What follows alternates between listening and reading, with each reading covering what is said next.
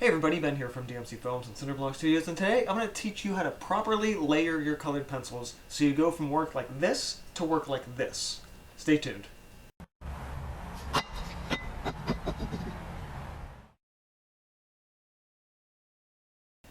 So what bothers me about people when they talk about colored pencils is they say something like, oh, I just can't find a good colored pencil, or I just don't like the way it looks. Most of the time, these two types of people don't know how to use colored pencils. Now, in my Everything You Need to Know About Colored Pencils video, I talked briefly about how colored pencils aren't about scribbling really hard on the page, but more about subtle layers that you build up over time. And while yes, there are some merits to pressing a little bit harder to get perhaps a bolder line for certain things, in most cases, if you're pushing hard with your colored pencils to get a strong color, you're using them wrong. Another thing that really started to bug me is people who go out to buy the Prismacolor Premier colored pencils because these are really good, but see how expensive they are and then get the Verithin line, which have harder leads, and they go, wow, these suck. But the truth is, they don't. You just don't know what you're doing. So for today's demo, I'm going to show you how to create a solid block of color with both the Premier and the Verithin Prismacolors to show you that they both work, and as long as you know what you're doing, you can get a solid piece of color on your paper. Actually, one final note before we get started, I'm going to be using watercolor paper for this. The specific reason for this is because depending on the paper you use, anything with a higher tooth is going to create more white marks when you start rubbing it on the page. But it's not impossible to achieve this solid block of color, and that's why I chose watercolor paper.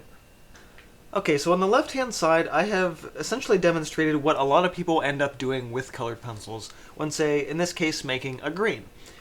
It has a little bit of layering here. You might see a couple of different colors, but for the most part, they leave all this white space and just don't continue. I did both of these maybe in about 30 seconds to a minute apiece and think, okay, it's colored, now I can move on.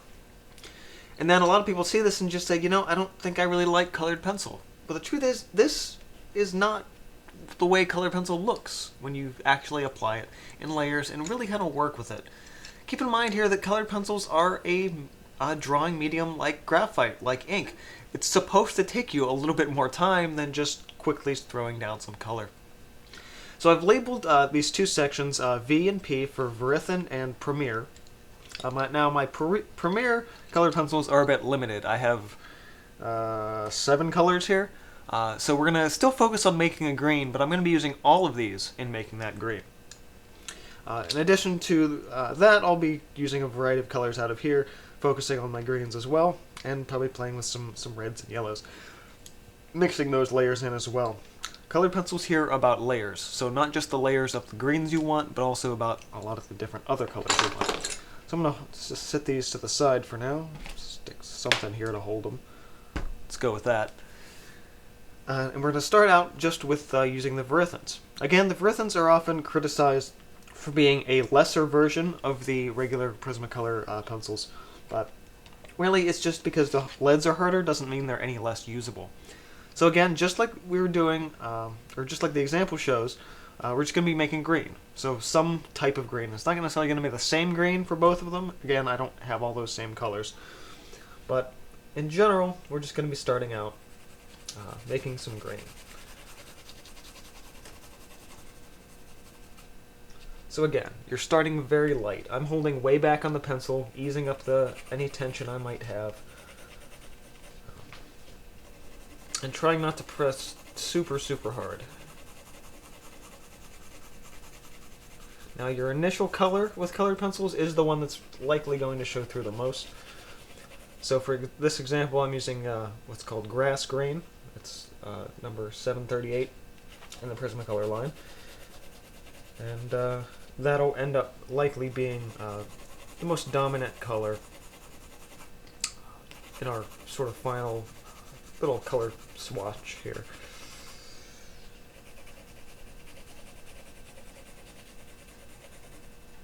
Okay, grab another color. Move into a different green.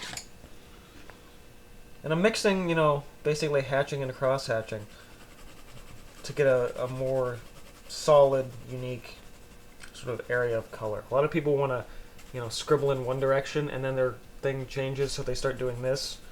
And so, but that's really, it shows up, and it's really, irritating to look at when you see that in a colored pencil drawing.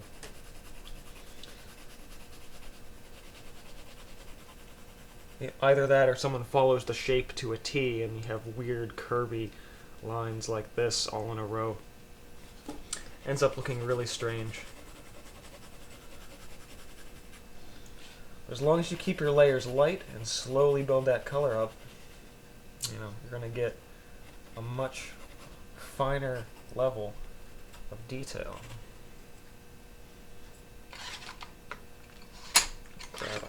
This is more of an aqua.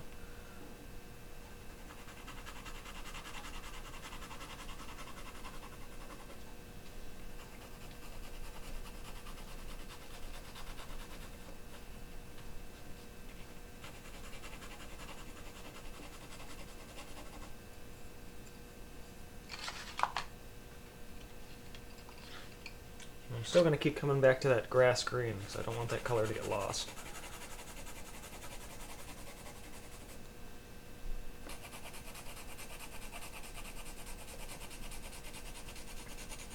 It's already with just all these different layers, you can see the difference. But don't mistake this as being done and this is not done. This still is not done. Picking a stiffer paper, such as watercolor or bristle, will actually allow you to be a little rougher with the colored pencils and do more and more layers. Now, regular drawing paper does hold up to colored pencils fairly well, but it is important to note that you using more thicker and more textured papers, you have to put in a little more effort. Alright, we're starting to get there. I'm going to grab some yellow, brighten it up.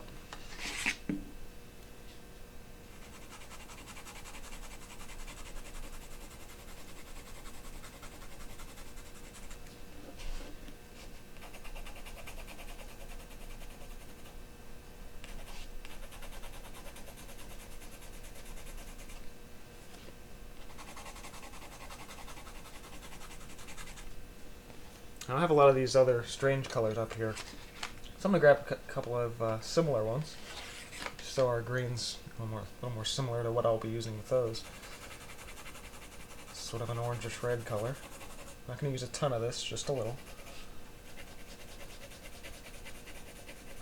Similar in a way that you might use acrylic paint in glazing layers. You know, you're going to get a little bit of that. It's going to be a little bit browner because you're mixing a red and a green.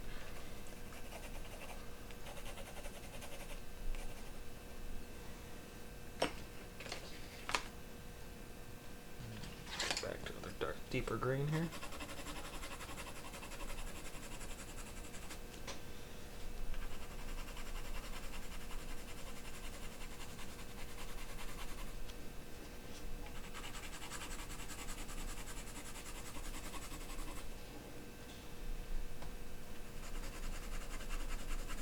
At this point, I actually can afford to start pressing a little bit harder. Now that we've established a lot more of those undertones.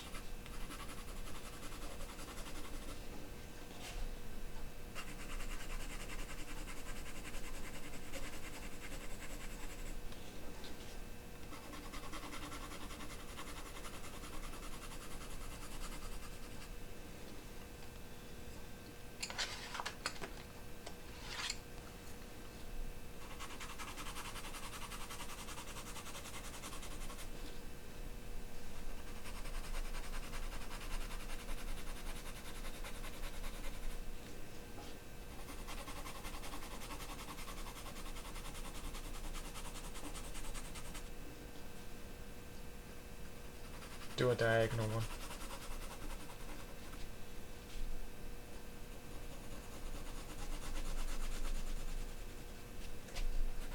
I think I want to go back to another yellow, maybe a gold. Sort of a, what's this one?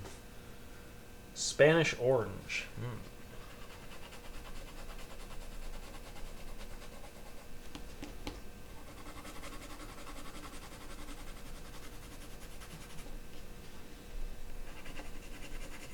Alright, I've got a blue colored pencil up there. I should probably grab a blue for this as well.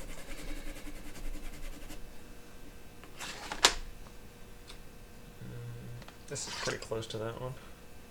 This says Blue Franc, and those don't say anything because I've had them too long.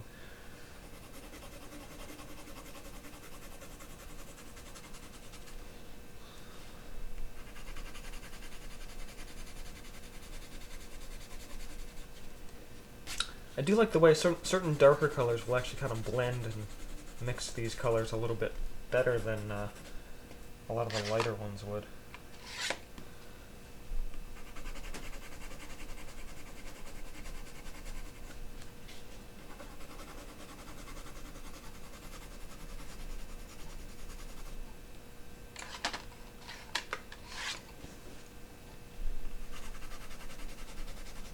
I could probably keep going with this, but I think just for the sake of this demo, I think I'm going to stop.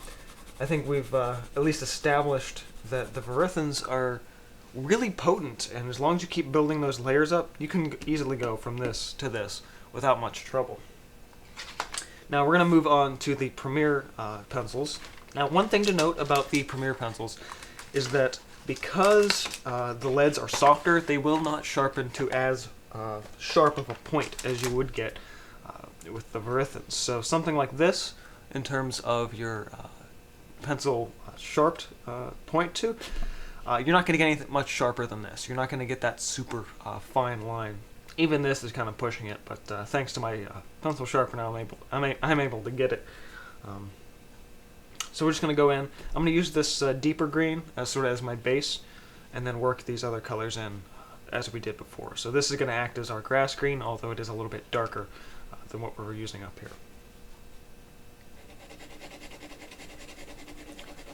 So again, it starts, pretty thick. You have that strong texture of the paper showing through considerably, and that can really frighten a lot of people.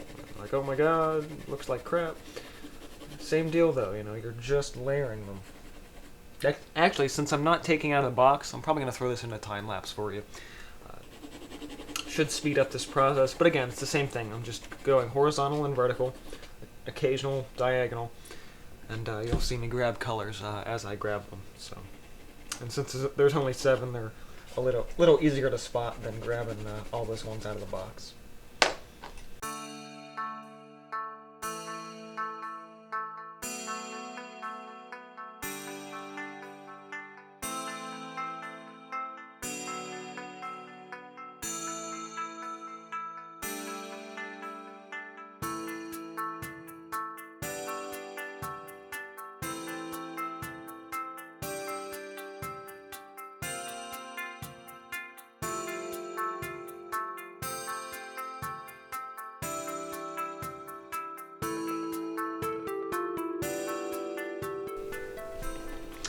And right about like that, we have another section of really dark, really nice color.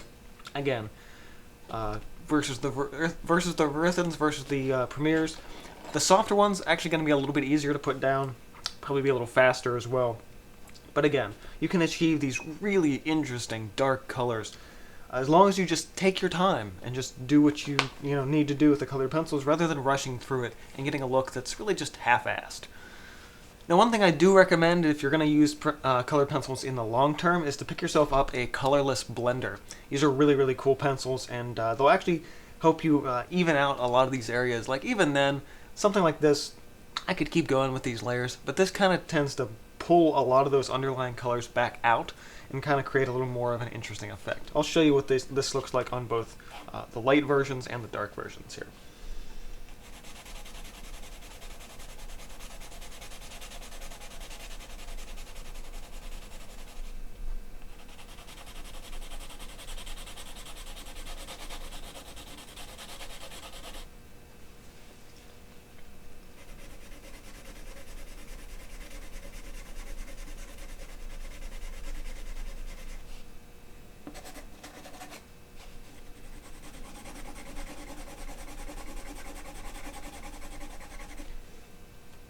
As you can see, the colorless blender doesn't really take the place of a lot more layers.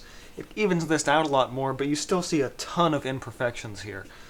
Just adding that, though, to the thicker, heavier side, it just kind of blends out any of the final little white dots that were there and makes it a just beautifully smooth surface.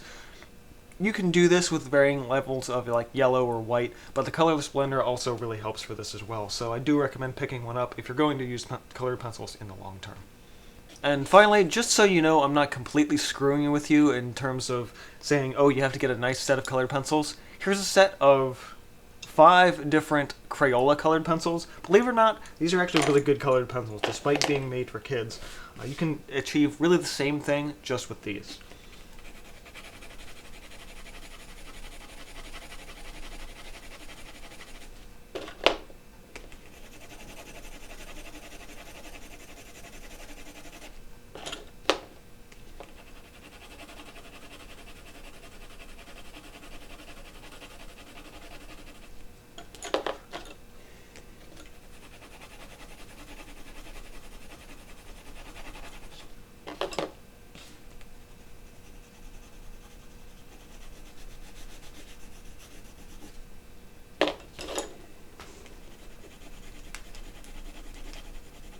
Something just that simple, with something so cheap.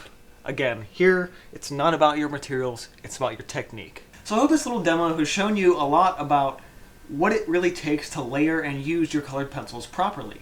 I mean, just a little bit of extra effort can really go a long way here. If you found this tip useful in any way, go ahead and hit the like button. Be sure to subscribe for more art videos like this. And this has been from DMC Films and Center Block Studios. See you guys next time.